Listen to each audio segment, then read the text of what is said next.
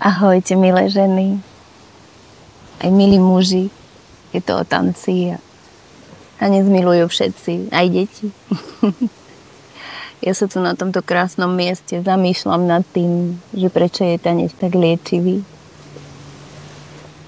V každom človeku pulzuje taký pradávny rytmus, tichý a múdry, ktorý si pamätá a ten pripomína mu, že kto skutočne je. A tento rytmus nás spája s našou podstatou, s tou prapôvodnou silou a múdrosťou, ktorá nám po tisícročia prúdi v žilách ako ľudskej rase. Tancovanie, ku ktorému sa vraciame pravidelne, nie je len pohyb tela, je to rozpamätanie sa, je to návrat k sebe. Aj keď sme nikdy neodišli, vždy sme tam boli. To spomínanie. Keď človek tancuje, žena alebo muž, tak sa niekoľko zázrakov deje naraz. Telo sa rozpamätáva na svoju prirodzenú inteligenciu. A s každým pohybom sa uvoľňujú napätia, bloky. Niekedy sme si ich ani neuvedomovali. A bunky celého tela sa rozochvievajú a vracajú sa do tej prapôvodnej frekvencie zdravia, vitality, jednoty so všetkým.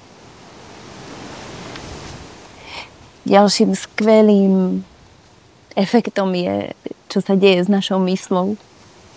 Mysel nachádza pokoj v pohybe.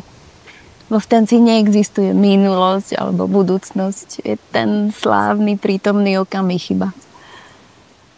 Učí nás vlastne byť v takej dokonalej rovnováhe medzi kontrolou, lebo cítiš to telo. Vieš, ako sa správa, vie, čo robí. A tým odovzdaním sa. No a keď človek tancuje, tak sa otvára ešte k tomu aj vlastnému príbehu.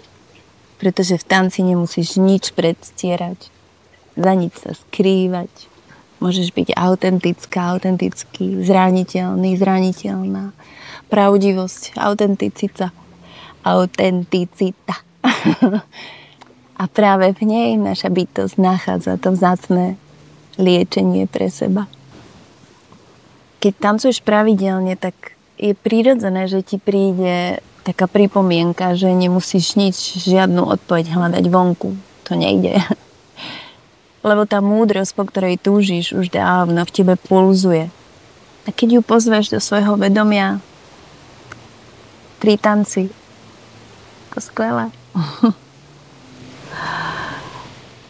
No, v čase, keď sme tak bombardovaní informáciami a očakávaniami a výkonom a tak ďalej, tak nám tanec, pohyb, vedomý tanec ponúka taký krásny priestor byť jednoducho prítomný.